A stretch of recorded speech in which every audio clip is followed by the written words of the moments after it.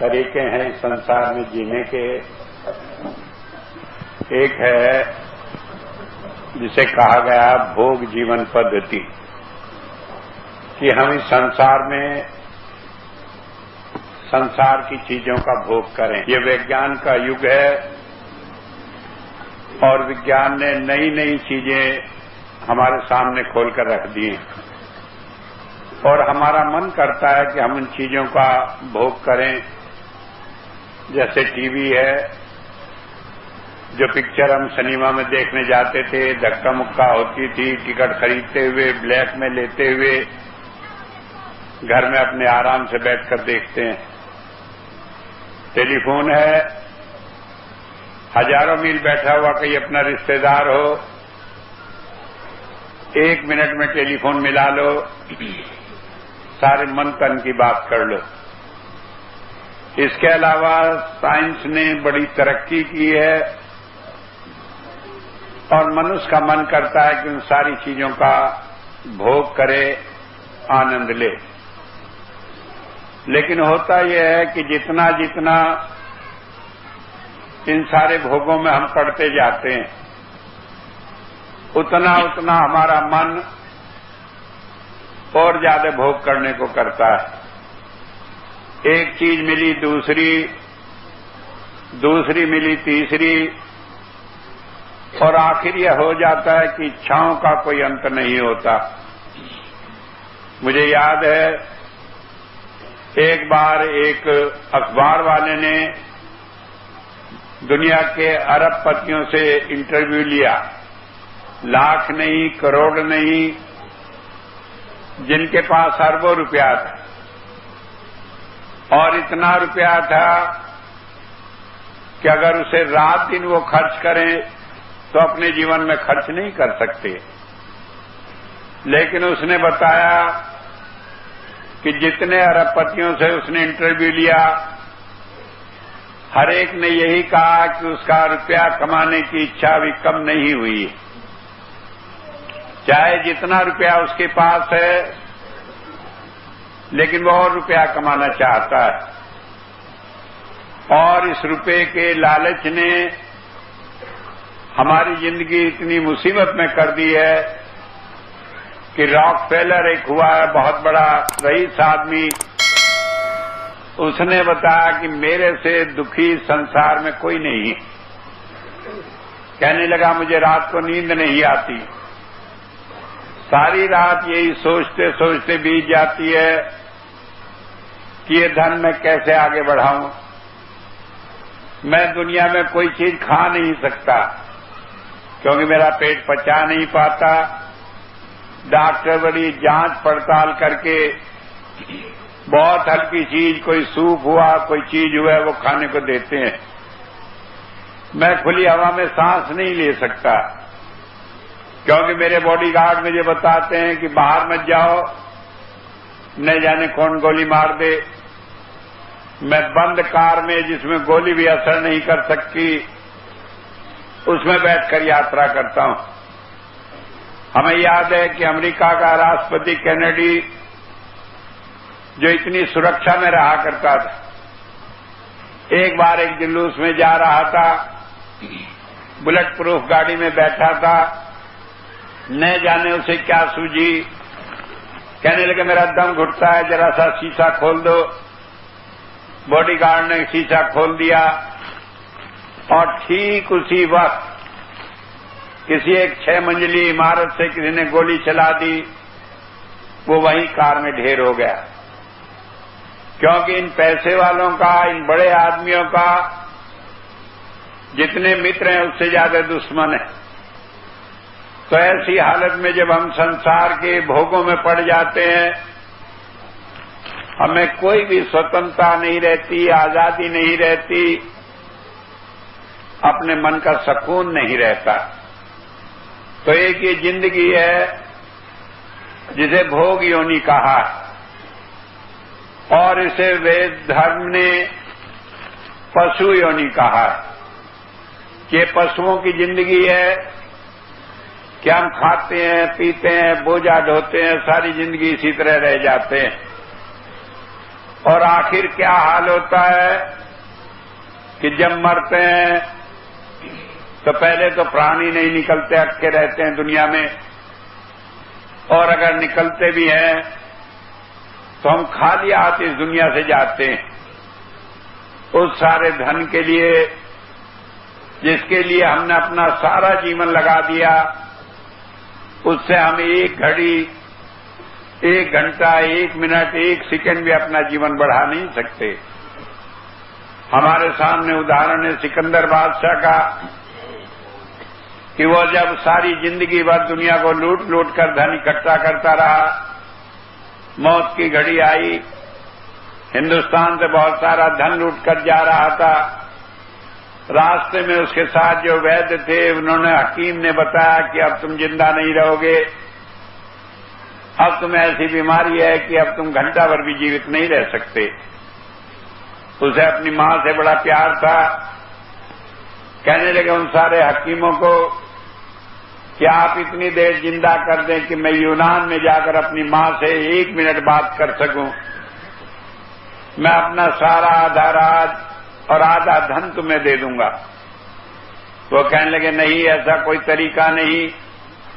कहने लगे सारा राजपाट, सारा धन दे दूंगा, 1 मिनट मेरी मां से बात करा दो। कहने लगे नहीं, तुम जिंदा नहीं रह सकते अब। तो कहने लगा क्या फायदा हुआ, मैंने सारी जिंदगी इस धन को इकट्ठा करने में बिता दी और इस सारे धन से मुझे इतना भी जीवन नहीं मिल सकता।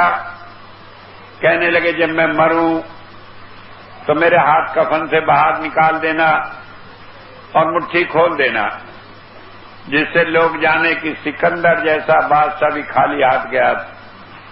लेकिन गया होगा सिकंदर जैसा बादशाह खाली हाथ? हम तो सोचते हैं कि हम इस सारे धन को अपनी साथ ही ले जाएंगे, वरना काहे को लगते इस पाप की कमाई में कि पैसा कमाने में हम नहीं सोचते कि किस ढंग से, किस पाप से हम इस पैसे को कमा रहे हैं। तो संत आते हैं, वो हमें बताते हैं कि एक ये जीवन पद्धति है कि खाओ पियो, दुनिया में दुनिया की ऐश लूटो, लेकिन अंत समय जब आएगा कोई तुम्हारा साथ नहीं देगा। एक दूसरी जीवन पद्धति है योग जीवन पद्धति।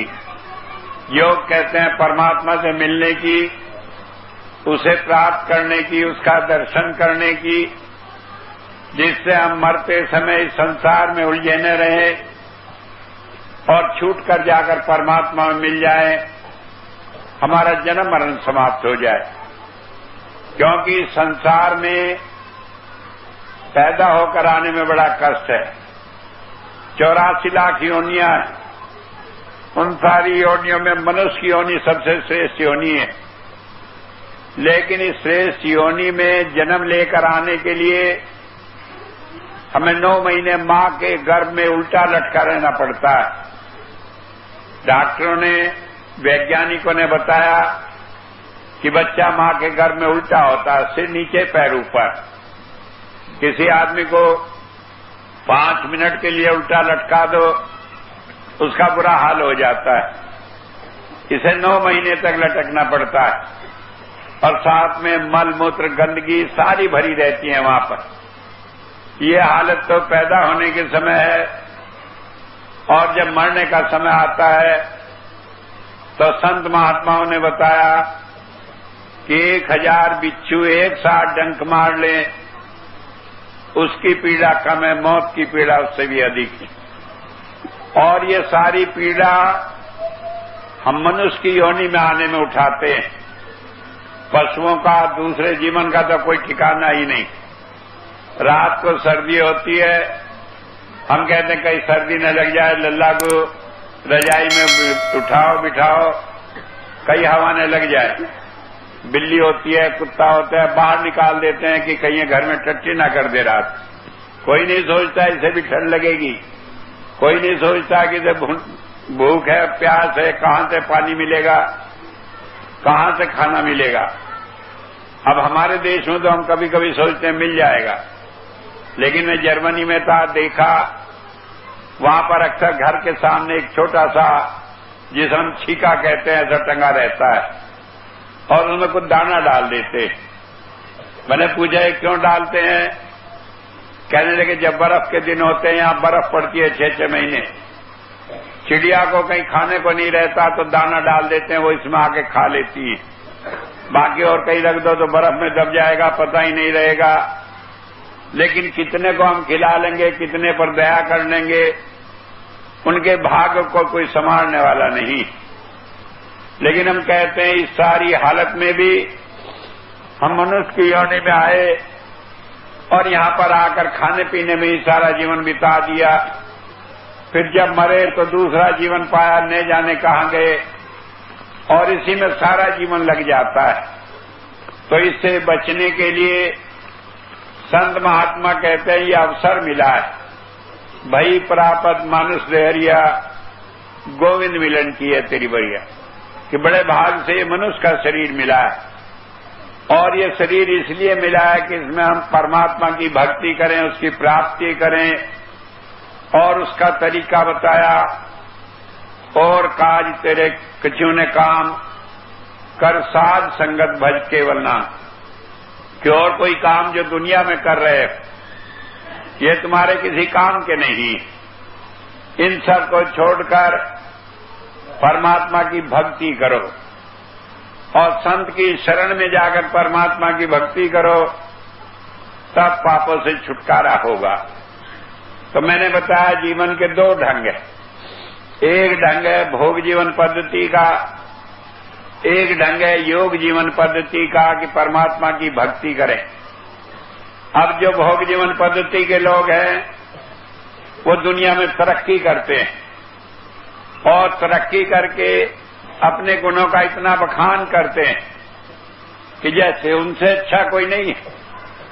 और साइंस ने इतनी तरक्की कर ली है कि जिसका कोई ठिकाना नहीं।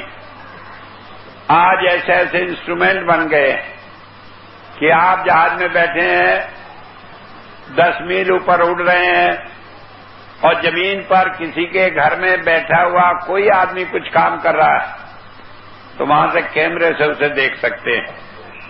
न छत रोक सकती है, न दूरी रोक सकती है, न बीच में पहाड़ रोक सकते हैं, और वहां बैठे हुए आप उसकी आवाज सुन सकते हैं और सब कुछ जान सकते हैं।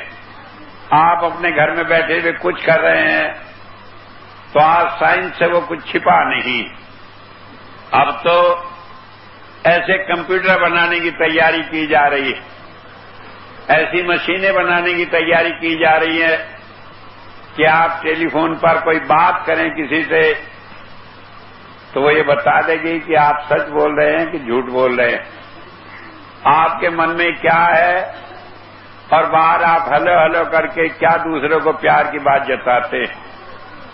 और उस वक्त मनुष्य का क्या हाल होगा कि वो मन में भी नहीं छिपा सकता, बाहर भी नहीं छिपा सकता, और अपनी आदतों से बाज भी नहीं आ सकता, क्योंकि उसके मन में कुछ रहता है, बाहर कुछ रहता है।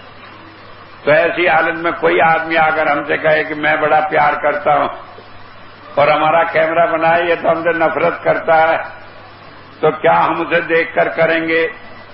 तो मेरा कहने का मतलब है विज्ञान ने इतनी उन्नति कर ली है, लेकिन इस सारी उन्नति से हमें सुख नहीं।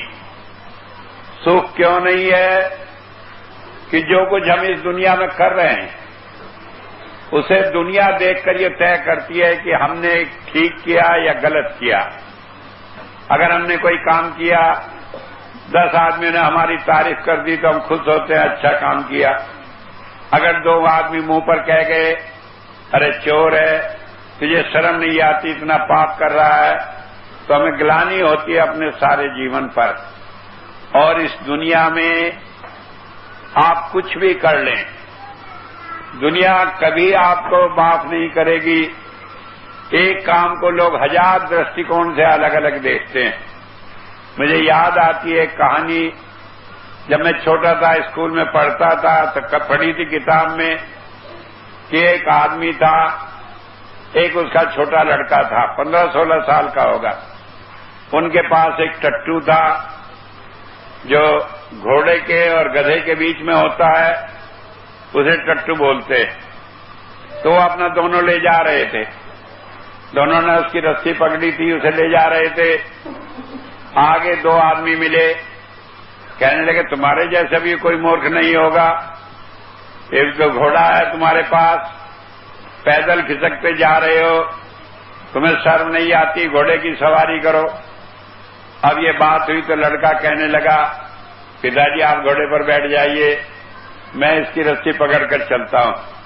थोड़ी दूर चला, औरतें मिली, वो ताली बजाकर कहने लगी शर्म नहीं आती बुढ़ऊ को, अपने आप तो घोड़े पर बैठा है और लड़के को घसीट कर ले जा रहा है पैदल पैदल।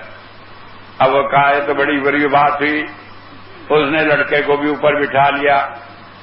आगे दो आदमी मिले, कहने लगे लोगों के दिल में दया नहीं रही, बड़े बेशरम आदमी, जरा सा टट्टू दो आदमी इसके ऊपर चढ़े जा रहे। अब उसने कहा बड़ी मुश्किल, अपने आप उतर गया, लड़का बैठा रहा। आगे फिर कोई लड़कियां मिल गई, कहने लगे जमाना बड़ा खराब है, देखो बुढ़ऊ पैदल जा रहा है, अपने आप घोड़े पर चढ़ा जा रहा है। अब वो उतर गए, सोचने लगे क्या करें, अरे खाली ले लें तो मुसीबत, बुढ़ऊ बैठे तो मुसीबत, लड़का बैठे तो मुसीबत, दोनों बैठे तो मुसीबत। तो उन्होंने दो डंडे लिए, घोड़े के पैर बांधे, एक ने उधर से टांग लिया, एक ने उधर से टांग लिया। अब उसे घोड़े को ले चलने लगे, पुल पर जा रहे थे, रेल ऊपर से उतरी, आवाज हुई, घोड़ा खड़बड़ाया, जाकर पानी में गिर पड़ा, मर गया। दोनों सिर पकड़कर कहने लगे इस दुनिया को खुश करना बड़ा मुश्किल है। तो बात ये समझ ले, आप दुनिया में कुछ भी करें लेकिन आपके हमेशा आलोचक मिलेंगे, क्योंकि दुनिया अपने ढंग से देखती है और सोचती है। तो उस जिंदगी का क्या होगा कि हमने सारी जिंदगी भर अच्छे काम किए, अच्छे सोचा फल मिलेगा, और हमारे मुंह पर ही लोग उल्टी सीधी बातें कह कर जाए। दूसरी तरफ आप सोचिए कि जहां आध्यात्मिकता है, हम सोचते हैं परमात्मा की भक्ति करें हमारा बड़ा नाम होगा। तो एक होता है अवधूत जिसे कहते हैं, हरिद्वार के आदमी जानते होंगे, इनके यहां अवधूत बहुत होते हैं। तो वो क्या होते हैं कि वो सारी दुनिया छोड़ देते हैं, सड़े गले कपड़े पहनते हैं और कुछ नहीं करते, जो जहां मिला वही लेकर खा लेते हैं। तो मुझे याद है उन अवधूत की घटना, एक स्वामी राम हुए हैं, वो एक दफा ऐसे महात्माओं की तलाश में सारे हिंदुस्तान में घूमे, घूमते घूमते हिमालय में पहुंचे। उन्हें किसी ने बताया कि यहाँ एक गुफा है, उसमें एक अवधूत रहते हैं, वो बड़े अच्छे महात्मा।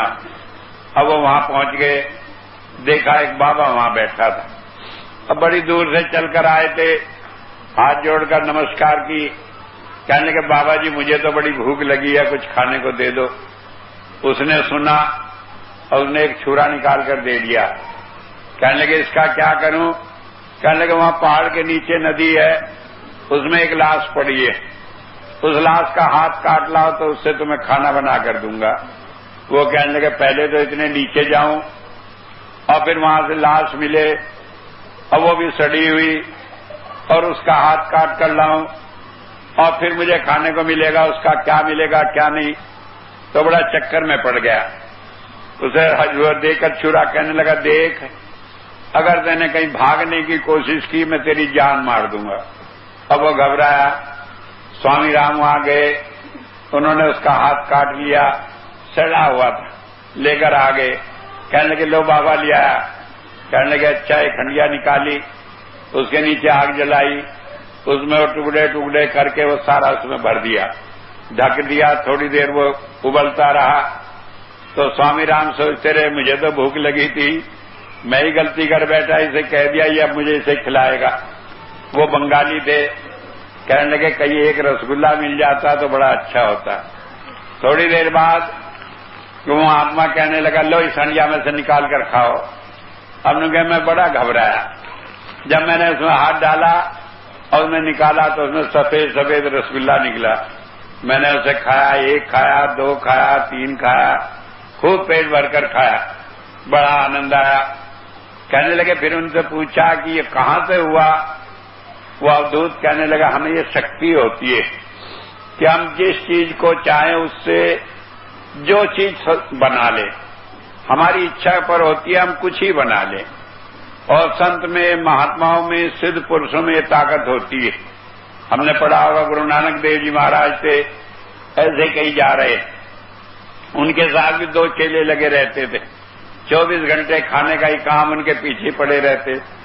एक जगह कहने लगे हमें भूख लगी है, कहने लगे जाओ वो पेड़ है उस पर तो तोड़ लाओ, आम लगा है। वो जाकर देखा रीठे का पेड़ था, तो रीठा जो है वो साबुन उससे बनता है, उसे खाया नहीं जा सकता। अब वो गए, उसे लाया, बढ़िया बढ़िया स्वाद करके खाया। आज भी रीठा था, वहां पर गुरुद्वारा बना है। तो संत क्या होते हैं कि उनमें शक्ति होती है कि वो जो चाहे कल्पना के आधार पर जो चाहे वो रचना कर सकते हैं। लेकिन क्या नतीजा, उस अवधूत को जो इतनी शक्ति अपने अंदर रखता है, अगर आप उसे देखें तो उसके पास बैठ नहीं सकते, बदबू आती है। अगर आप उससे बात करें तो बात नहीं कर सकते।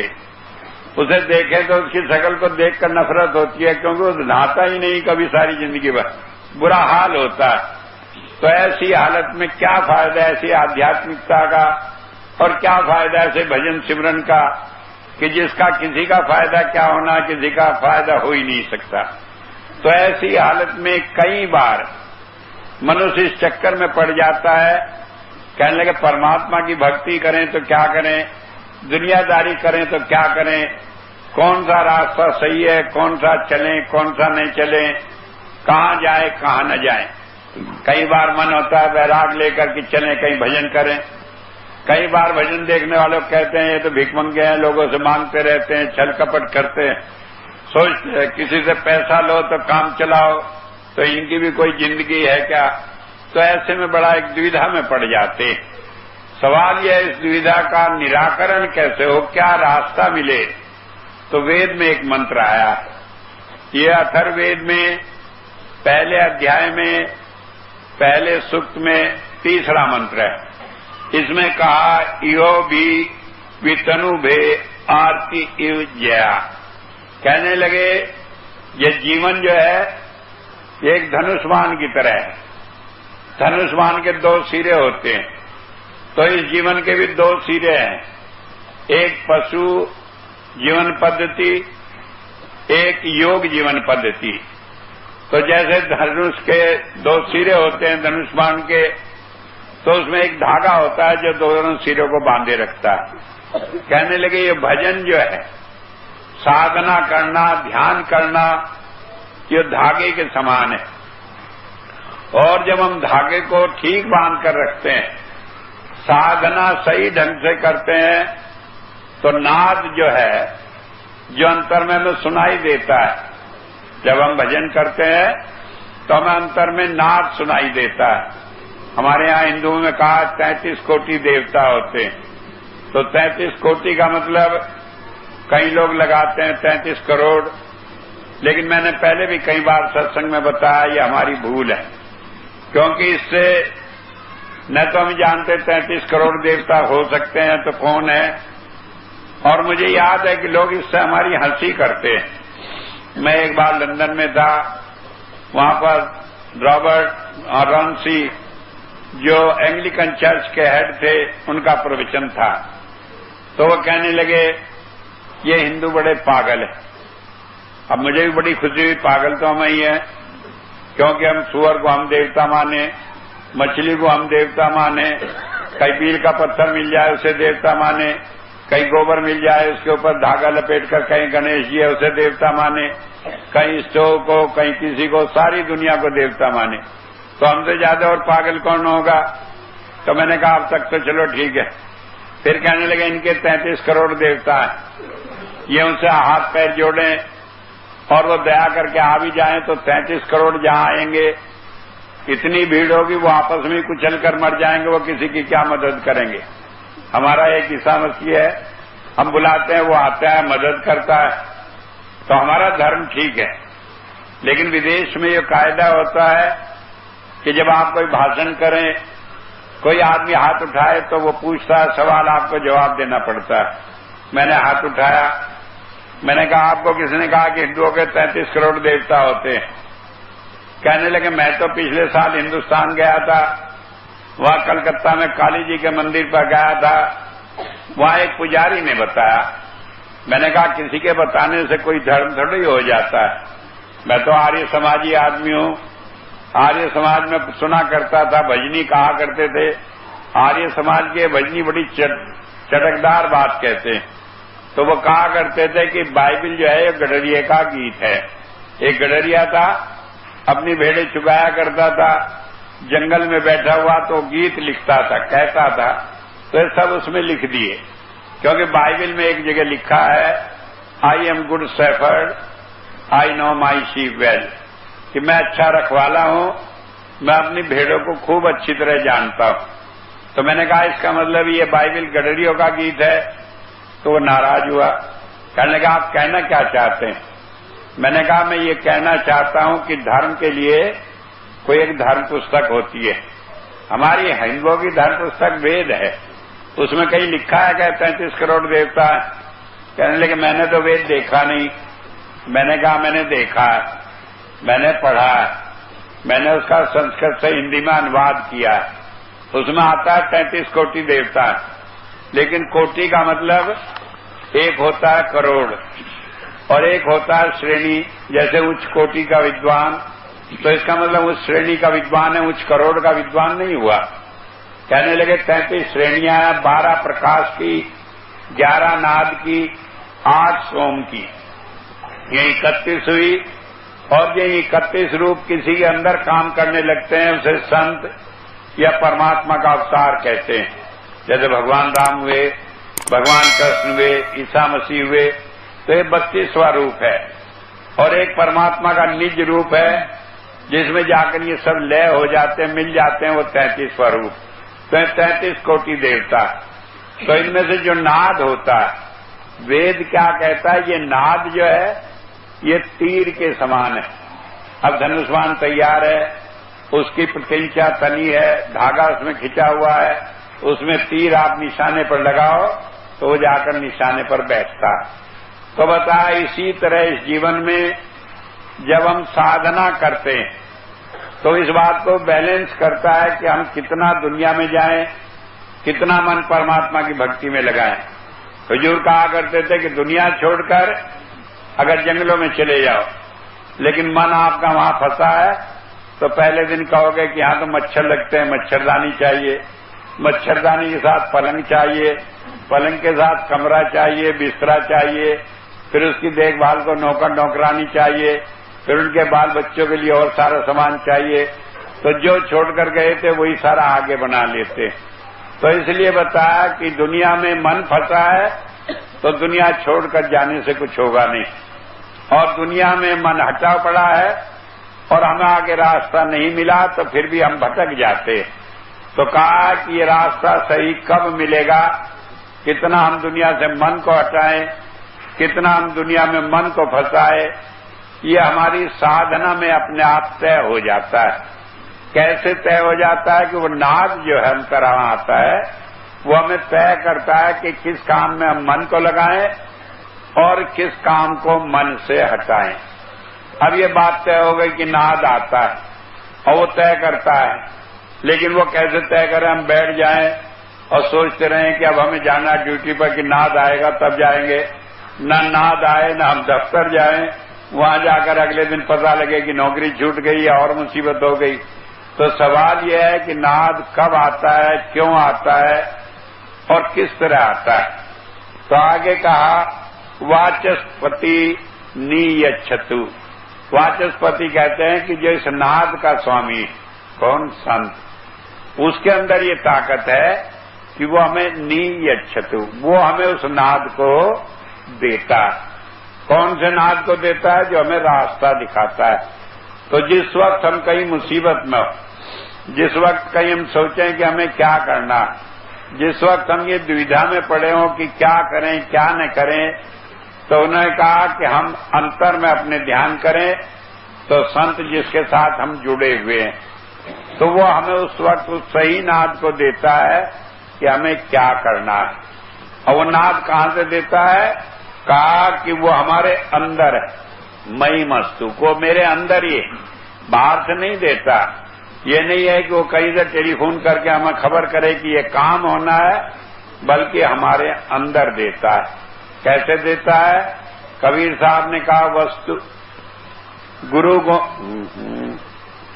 कहा कबीर साहब ने कि गुरु बसे बनारसी, सिख सात समुंदर तीर, एक पल कवि ने बिछड़े जो गुणों शरीर। कि गुरु जो है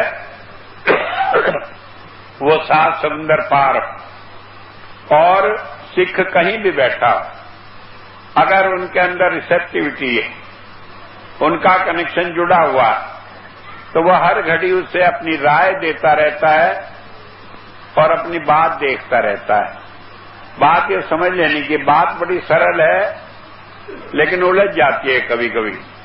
मुझे याद है एक बार मैं जर्मनी में था, सुशीला जी यही थी आश्रम में। अब उन्हें खुजली हो गई, अब खुजाते खुजाते बुरा हाल, खून निकलने लगा शरीर में। डॉक्टर से दवाई ली, कुछ नहीं हुआ, बहुत परेशान है। तो वो अपने आप ही, जब मैं जर्मनी से आया तो सुनाया, कहने लगे एक दिन मैं बड़ी परेशान थी और ये सोचकर सो गई कि स्वामी जी आप तो वहां चले गए, मैं यहां परेशान हूं। तो कहने लगे मैं जैसे ही आंख लगी तो ऐसा लगा जैसे हेलीकॉप्टर से आप आ गए। मैं कहने लगे अभी तो आप गए थे, हेलीकॉप्टर से आ गए? कहने लगे हाँ कुछ तुम्हें परेशानी थी इसलिए आया। कहने लगे क्यों? कि तुम्हें खुजली हो रही थी इसलिए आया। कहने लगे फिर क्या करना है? कहने लगे क्रीम रखी हो लगा लो। कहने लगे इस क्रीम से क्या होगा कि ठीक हो जाओगी? कहने लगे डॉक्टर अग्निहोत्री की दवाई कर ली, फलाना कर लिया, कुछ आराम नहीं, बहुत परेशान हूं। कहने लगे नहीं लगा लो ठीक हो जाएगा। कहने लगे मैं उठाकर अगले दिन क्रीम लगाई और फिर मुझे खुजली आई नहीं। तो क्रीम में कोई दवाई नहीं, किसी बात में कुछ नहीं है, कहां संत की वाणी में। और जब संत की वाणी का हमें सहारा मिल जाता है हमें लाभ हो जाता है। मुझे याद है कि जब मैंने संन्यास लिया 29 नवंबर 1974 को, तो सब लोगों ने सहारनपुर में मैं था, कहने लगे जी भंडारा करेंगे। तो उस दिन तो हमारे पास न पैसा था न आदमी थे, तो सहारनपुर के कुछ आदमी लग गए, उन्होंने कुछ सामान इकट्ठा किया। रात को सब लोगों ने खाना वाना बनाया। तो एक लीलावती थी, वो बहन जी आई, उनकी एक लड़की भी थी। सर्दी के दिन थे, नवंबर का महीना, तो वो लड़की को ले आई। वो लड़की को रात को खांसी हो गई और खांसते खांसते इतना बुरा हाल हो गया कि उसका सांस ही न जुड़े। अब वो कहने लगी स्वामी जी मैं तो इस लड़की से परेशान। अब ठंडा पानी निकल नहीं था टेप में से, मैं लाकर उसे दिया, मैंने कहा पी लो। सुशीला जी कहने लगी इसे मारना है क्या आज ही? मैंने कहा क्यों? कहने लगे इतनी सर्दी है, खांसी है, इतनी पुरानी खांसी है, अब ये पानी ठंडा पिएगी तो क्या होगा? मैंने कहा कुछ नहीं होगा, पी लेगी। उसने पी लिया, थोड़ी देर बाद वो सो गई। तो सुशीला आई, कहने लगी कहीं ऐसा तो नहीं खत्म हो गई हो, इसे डॉक्टर तोल कर देख लो, कहीं पता नहीं कुछ गड़बड़ हो गया हो। मैंने कहा नहीं ठीक है। सुबह उठी वो ठीक ठाक, और उसके बाद उसकी अम्मा ने बताया कि उसे खांसी जिंदगी भर नहीं। कई साल बाद तक वो कहती रही कि इसे आज तक कोई खांसी का जिक्र ही नहीं फिर हुआ। तो एक बात समझ लेने की है कि संत जब दवाई देता है तो वो ये नहीं देता कि दवाई में कुछ है, बल्कि उसके साथ अपना सहारा देता है। अब यह बहन सुबह मेरे से कहने लगी च्यवनप्राश तो हमारे घर में ही बनता है। मैंने कहा बनता होगा लेकिन उसमें वो चीज नहीं है जो इसमें। क्या चीज है? दवाई तो वही पड़ी है, लेकिन वो दुआ नहीं होती, वो असर नहीं होता। जब मैंने कहा कि ले लो तो उसके साथ ही साथ लोग ठीक हो जाते। मुझे याद है मैं एक बार बरेली में था, तो एक भाई थे बलराज सिंह, उनकी बुढ़िया माँ थी, जाटनी थी लेकिन सीधी बहुत थी। तो एक दिन आई, कहने लगे मैं तो बहुत बीमार हूं, ये मेरा लड़का दवाई लाकर नहीं देता। मैंने कहा अच्छा, मैंने पर्ची दे दी, मैंने कहा दवाई मंगा लेना और ठीक हो जाओगी। अब उन्होंने ले जाकर पर्ची घोल के पी ली। अगली दफा आई, कहने लगे वो दवाई तो बहुत बढ़िया काम करी। मैंने कहा कैसी थी? कहने लगे वही जो पर्ची पर आपने लगा कर दी थी। मैंने कहा मैं कुछ नहीं लगा कर दी थी। कहने लगे मैं तो वही घोल कर पी ली और मैं ठीक हो गई। तो बात ये समझ लेने की है कि संत के पास एक शक्ति होती है। वो क्या होती है? साधु बोले सहज स्वभाव, साध का बोला वृथा न जाए। जब वो कह देता है कि हम ये कर ले ठीक हो जाएगा, तो वो इसलिए ठीक हो जाएगा कि उसने कहा। तो कहा है कि वो वाणी हमारे अंदर है, वो संत की दया से हमें प्राप्त होती है और वो वाणी हमें रास्ता देती है। रास्ता कैसे देती है कि 11 तरह के नाद होते हैं। अब उनमें से कुछ वाणी है, कुछ जैसे जैसे घंटे की आवाज है, शंख की आवाज, वो हमें क्या करती है कि कोई गलत काम हम करने जाए तो रोक देती है। अब कहें वो कैसे रोक देगी, कान में घंटे की आवाज आई तो कैसे रोक देगी?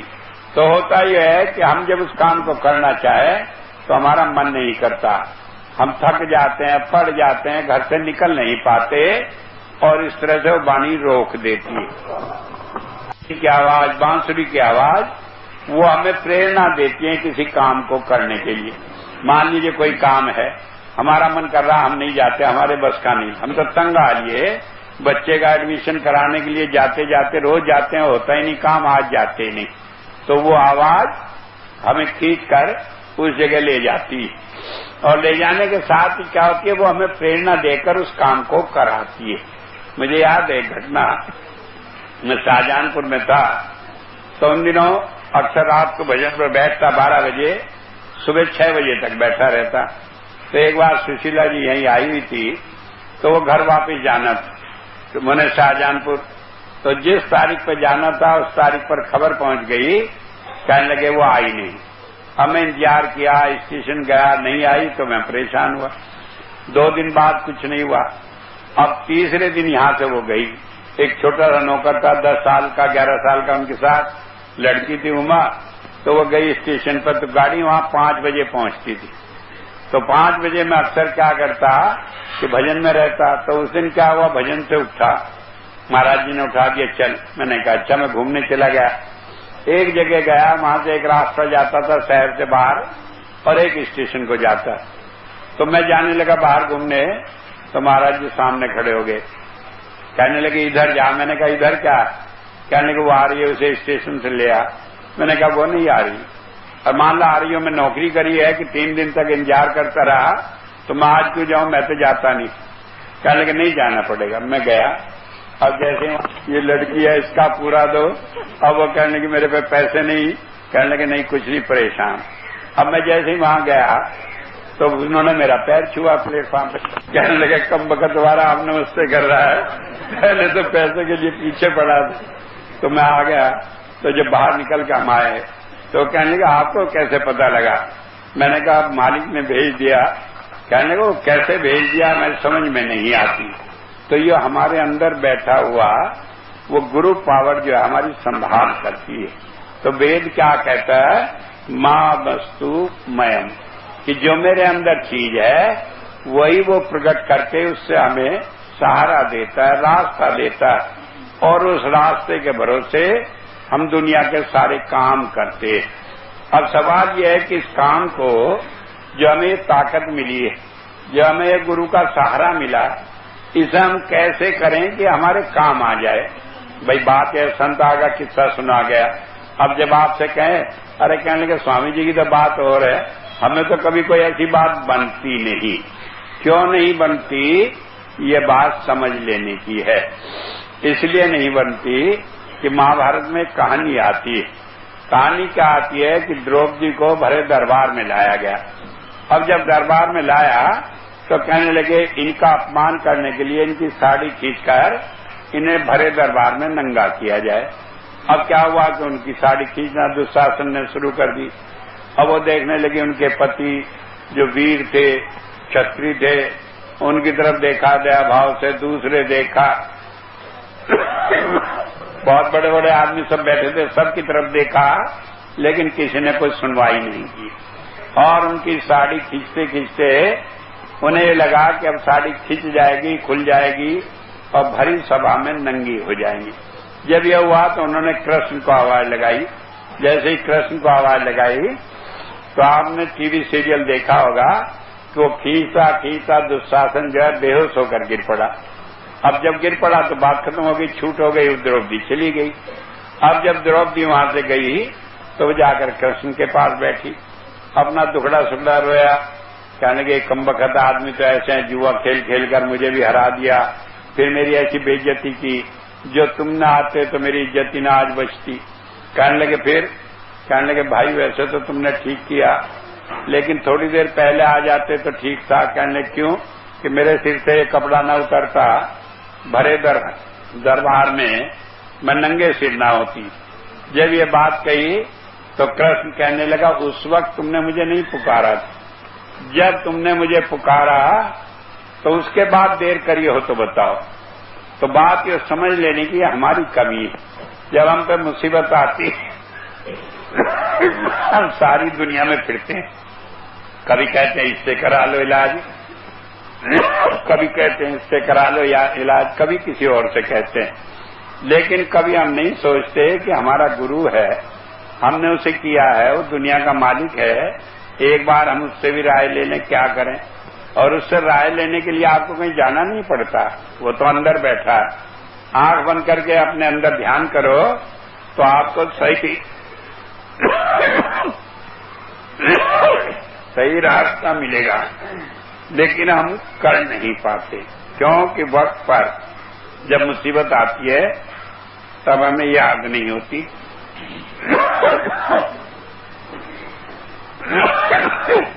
मुझे याद है घटना, एक बार मेरी लड़की बीमार हो गई, और जब बीमार होगी उसे न जाने क्या बीमारी, पैर में दर्द, ठीक न हो, बड़ा इलाज करा लिया। जब सब तरह इलाज कराने के बाद भी ठीक नहीं हुई तो एक दिन कोई आ गया, मेरी अम्मा थी, मैं यहीं शामली में था, तो वो कहने लगा मैं ठीक कर दूंगा। कहने लगी कैसे? कि मैं झाड़ कर इसे ठीक कर दूंगा। और अम्मा ने मुझे कहा, मैंने कहा नहीं, हमें नहीं कराना। कहने लगे क्यों? मैंने कहा कि मंत्र से ही ठीक होना है, तो गुरु तो है, वो अपने आप कर देगा। कहने लगे नहीं। तो वो कहने लगा, वो आदमी गुस्सा आ गया, कहने लगे कि मर जाएगी। मैंने कहा मर जाएगी कोई दिक्कत नहीं, यहाँ तो अपने मामा की दुकान है लकड़ी की, टाल से ले आएंगे, लकड़ी फूंक देंगे, उसमें क्या दिक्कत है, कोई खर्चा तो बढ़ना नहीं, लेकिन हमें इससे इलाज नहीं कराना। जब ये कहा तो अम्मा बड़ी गुस्सा हुई, कई गालियां निकाली कि कम बखत तेरे बच्चे नहीं, ये एक है उसे भी ऐसा करता है। मैंने कहा ऐसे ही करना। बात यह है कि मंत्र में अगर कोई बात है तो गुरु से ज्यादा कौन दुआ देगा, लेकिन हमारा मन मानता नहीं। फिर बाद में वो ठीक हो गई, फिर बच्चे भी हैं, रह भी रही है, सब कुछ। लेकिन उस वक्त जब हमारे ऊपर मुसीबत आती है, अगर हम उस वक्त दुनिया के आगे मत्था टेकने के बजाय अपने गुरु का ख्याल करें तो वो चीज हमें मिल जाती है। तो आज अगर हम दुखी हैं इस संसार में, तो इसलिए कि हम गुरु को छोड़कर दुनिया का ख्याल करते हैं, और दुनिया तो अपने ढंग से नचाती, किसी ने कुछ बताया, किसी ने कुछ बताया, किसी ने कुछ बताया, और आखिर में वही हाल होती है जो टट्टू और उस आदमी की हुई कि वो गधा भी गया, टट्टू भी गया और अपने आप भी नुकसान हुआ। तो बात ये समझ लेने की है कि इस दुनिया में हमें जीना है, और हम ये चाहते हैं कि हम सारे दुखों से दूर रहें, हम इस काल के जाल से छूटे रहे, तो हमें अपने गुरु पर विश्वास करना पड़ेगा। और गुरु का विश्वास ऐसा नहीं कि आपको अंधविश्वास में ले जाता, जब हम उसे याद करते हैं वो तुरंत आकर हमारी मदद करता है। कोई ऐसा होता ही नहीं कि वो उसकी मदद हमें न मिले। तो बात ये समझ लेने की है कि वेद क्या कहता है कि अपने अंतर में जाओ, और वहां गुरु की कृपा से आपको रास्ता मिलेगा, और उस रास्ते के सहारे आप इस दुनिया में सही तरीके से जीकर अपने कर्मों का भुगतान करके मोक्ष प्राप्त कर लोगे, फिर जन्म मरण में आना नहीं पड़ेगा। ये इसलिए भी बहुत जरूरी है कि रोज जिंदगी में हजारों बातें आती हैं, कितनी बातें ऐसी आती हैं जिनका हम निर्णय नहीं कर पाते, और जब कर लेते हैं तो उससे पछताते हैं अगर ये दुनिया की बात मान ले। तो ऐसे में जरूरी है अपना सही रास्ता हम जीना सीखें कि हम अपने गुरु के हवाले रहें, अंतर में जाए, और उससे हमें सारी बात मिलेंगी, और उससे हमारा काम बन जाएगा, और उससे फिर हम देखेंगे कि हमारे सारे काम अच्छे ढंग से बनते हैं, हमें दुखों से छुटकारा मिलता है, और हम परमात्मा के आश्रित होकर इस संसार में सुखी रहते हैं। मैंने अपनी बात थी आपको बताई, और यही एक रास्ता है जीवन में सुखी और अच्छे ढंग से रहने का।